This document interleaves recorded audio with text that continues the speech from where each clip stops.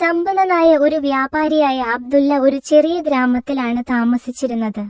പിശുക്കനും ആവശ്യക്കാരെ സഹായിക്കാൻ മടിക്കുന്നവനുമായിരുന്നു അദ്ദേഹം. ഒരു ദിവസം ഒരു വ്യാപാരയാത്ര കഴിഞ്ഞ് മടങ്ങുമ്പോൾ അബ്ദുള്ള വിശന്നു വലഞ്ഞു.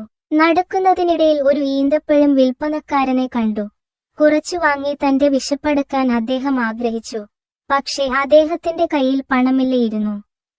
അബ്ദുള്ളയുടെ ശോകമൂകമായ മുഖം കണ്ട വ്യാപാരി എന്താണ് പറ്റിയതെന്ന് ചോദിച്ചു. അബ്ദുള്ള തന്റെ അവസ്ഥ വിവരിച്ചു. അബ്ദുള്ള പറഞ്ഞത് കേട്ട് വ്യാപാരി അയാൾക്ക് ഏതാനും ഈത്തപ്പഴങ്ങൾ സമ്മാനിച്ചു. ഒരു പാവപ്പെട്ട വിൽപ്പനക്കാരന്റെ പ്രവൃത്തിയിൽ അത്ഭുതം തോന്നിയ അബ്ദുള്ള അടുത്ത ദിവസം പണം തിരികെ നൽകാമെന്ന് വാഗ്ദാനം ചെയ്തു. എന്നാൽ വിൽപ്പനക്കാരൻ പുഞ്ചിരിച്ചുകൊണ്ട് പറഞ്ഞു, എനിക്ക് തിരികെ നൽകേണ്ടതില്ല.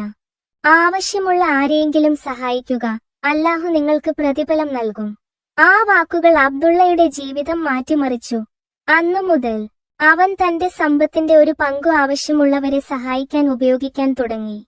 അദ്ദേഹത്തിന്റെ ദയയെക്കുറിച്ചുള്ള വാർത്തകൾ പരന്നതോടെ അദ്ദേഹത്തിന്റെ സഹായം തേടി ചുറ്റും നിന്ന് ആളുകൾ വന്നു. ഓരോ റമദാനിലും ഈത്തപ്പഴ വിൽപ്പനക്കാരന്റെ ദയയും താൻ പഠിച്ച പാഠവും അബ്ദുള്ള ഓർത്തു. ഏറ്റവും ചെറിയ ദയ പോലും ഒരാളുടെ ജീവിതത്തിൽ അഗാധമായ സ്വാധീനം ചെലുത്തും.